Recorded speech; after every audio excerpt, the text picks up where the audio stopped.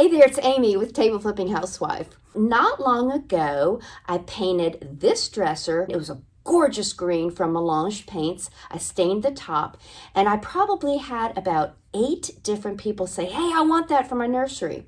One of those people said, I want you to do the exact same thing for me. I found this dresser, sent her pictures, and she said, yes, get it. Now I'm going to do something very similar, but again, I'm using a new paint to me. So let's get started.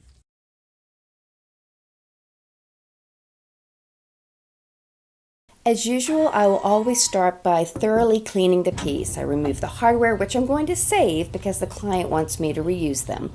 And every single surface of the piece gets cleaned to make sure there's no dirt, grime, mold, anything. The underside, the inside, everything gets cleaned with hot, soapy water. And when that's done, I always wipe it off with fresh, clean water to remove the soapy residue. I had started with the drawers, so I put them in the sun to dry and then proceeded to clean the base of the dresser in the very same manner. The top has some failing finish. It's really not bad at all, and I just need to give it a good sanding. I started with my carbide scraper, and it was a lot of fun because it came off quite easily.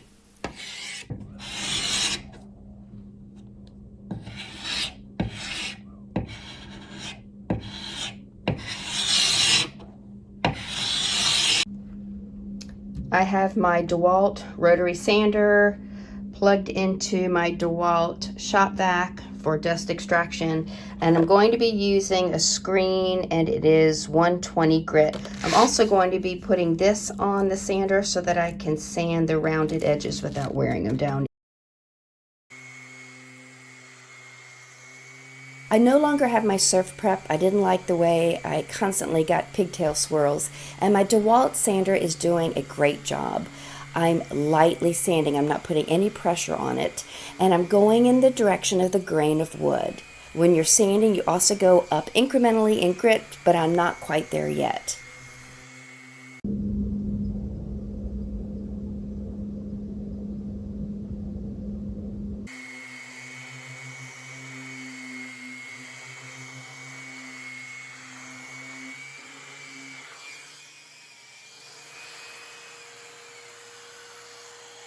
Overall, it looks really good. The finish came off easily.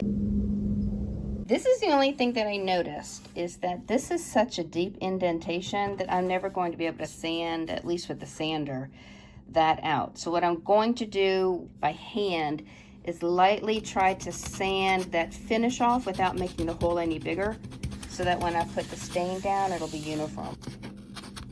So that was 120. Looks like that's a water stain. I'm now going to go to probably 180 and then stop there, and it'll be ready for stain.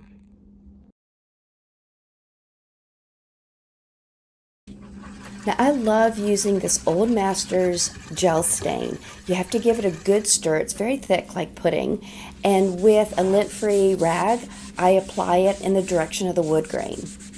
It's very simple to use. You simply wipe it on. This was a small piece, so I did the entire surface. And then when I was done with that, I used a clean lint-free rag to wipe off the residue. Now you can build up the color by applying additional coats, but I didn't need to. After one coat, I took a picture, sent it to the client, and she liked it just the way it was.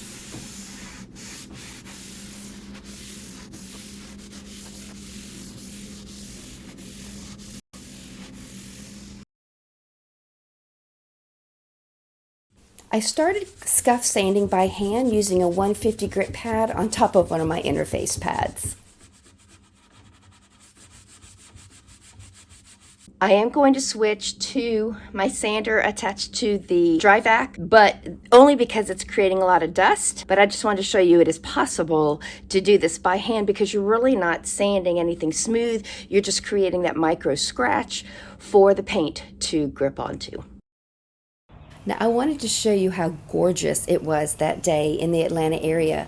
But if you don't know this about this area, we have horrible pollen in the springtime.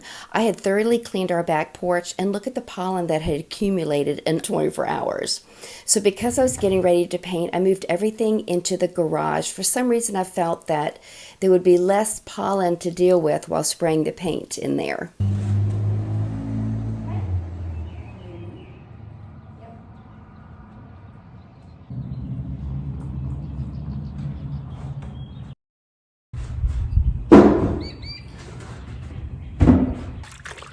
Before painting, I took some clean water and wiped off all of that mess that I created while scuff sanding.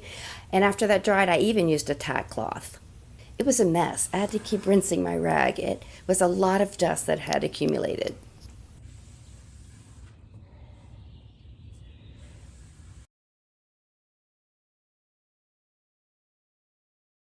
Now, this is the infamous Heirloom Traditions paint that I've heard so much about. And I'm showing you here, I stirred and stirred and stirred and stirred and stirred. And I had also stirred it up the day before. And it's relevant that I mention that. I did filter it into my Erlex 5500, which is now sold as a 5700. I filtered it even though it was a brand new paint. I also diluted it with a little bit of water to help it flow easier through my sprayer. Stirred it some more to get the water fully incorporated, and then I began spraying.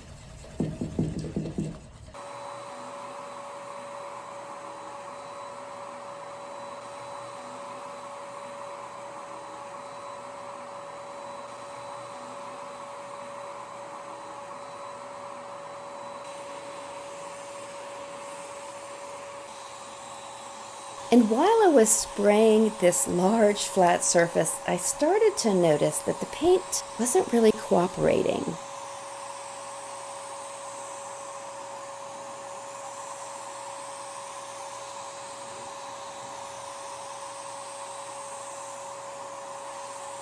I'm not liking the way this is spraying. It's going on very grainy. I have filtered it. Maybe I need to, let me wipe this down with the tack cloth some more and see if that does the trick, but I'll show you what I'm talking about. Hopefully that self-levels, but yeah, it looks like there's a lot of debris in the paints, so maybe it's the pollen. I might have to close the garage doors to finish spraying the piece. With the doors closed, the lighting is horrible, but let's see if that helps. I've wiped everything off the unpainted areas with a tack cloth again, and closed the doors. So let's see if that sprays a little better.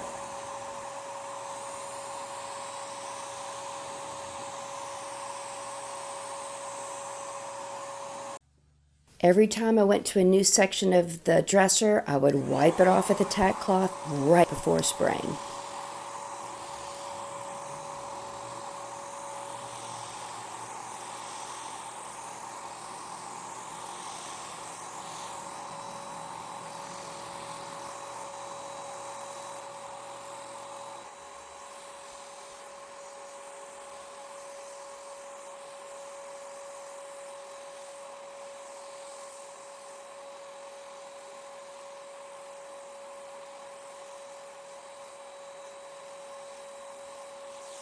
All right, it's been about an hour and a half. Let's see what it looks like. There's a little bit here and there that I'll sand off and then wipe the dust off before I paint again. I'm going to take a very fine sand pad, and I'm going to lightly sand everything, dust it off, and then I'm going to spray a second coat of paint off camera. And yes, before spraying that second coat, I mixed it even further using a mixer in my drill.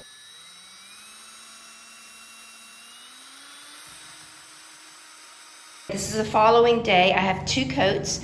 I think that overall it looks really, really good. I can tell I still need to add a 3rd spot coat to these areas here. You can kind of see it still needs a little bit more paint, and which is why I put it in before spraying this one. That one needs a little more touch-up of paint. The paint did self-level, and I'm very pleased with that. However, I am getting these little textures, and I think it was in the paint, and that's bothering me. But I think I need to let it go. That's scratched. That is a no. I'm gonna call Heirloom Traditions. That should not be happening. And with the texture in the paint. Dagnabbit. I thought I was done. I went indoors and I sent them an email explaining what it was happening, and I included photos that showed the debris in the paint and how it had scratched somehow, I guess when I moved the piece, I don't know. But anyway, so I was so impressed that 30 minutes later, I got a phone call. And the lady that called me was lovely. She was so sympathetic, and she said, gosh, that doesn't sound like our paint. That's so weird. Let me have someone call you back. 45 minutes later, someone called back. I don't know if it was the owner or the manager. The tone was very different immediately. And she said, there's nothing wrong with our paint. It bonds. You're just not giving it enough time. So she said, give it 2 full days to dry. By that point, the moisture in the paint will have, I don't know if she said evaporated, that's my word, and it will be fine. So Kevin and I very carefully moved it from the garage to our basement, our finished basement, to get out of the humidity of the garage. So 2 more days passed. 4 full days of dry time later, I started to peel tape off that I had put on the inside of each drawer. So I started peeling that tape off, and it peeled paint off the top of the drawer where the tape hadn't touched. Their paint was acting like a latex paint and stretched and actually peeled off the top of each drawer. So weird. I took more pictures, emailed that, and at this point I asked for a refund on the 2 quarts I had not opened yet. And I got an email back saying, no, we don't offer refunds. I was asking for a refund because their paint wasn't performing for me. It was not bonding. And they refused. There was no way that I could say, okay, and sell this. So I did the right thing, and I sanded it off. And then I primed it and painted it with a different paint. Now, my very unpopular opinion of Heirloom Traditions is my personal experience was very bad. Let's take the debris that I was finding out of the picture, because I can't even explain that either because I filtered the paint. But then their customer service was horrible. So I might be getting a lot of flack for this, but that is my opinion of Heirloom Traditions, and I will never ever use them again. It was time to seal the top, and I'm using Gilby's hard wax oil. I thoroughly mixed that up, took that plastic wrap off, and started applying it with a rag. You apply this again in the direction of the grain. This product is absolutely amazing. I love it. It creates a very hard finish without the risk of streakiness that you might get by applying a poly with a sponge or a paintbrush. What I did off camera was put in some shelf liner to dress up the drawers and reattach the knobs. Now let's take a look at what this piece looked like before, and then take a look at it in its afterglory. Hey, if you like this and haven't done so already, please subscribe to my channel, give me a thumbs up, and leave me a comment below. I'd love to know what you think about this project.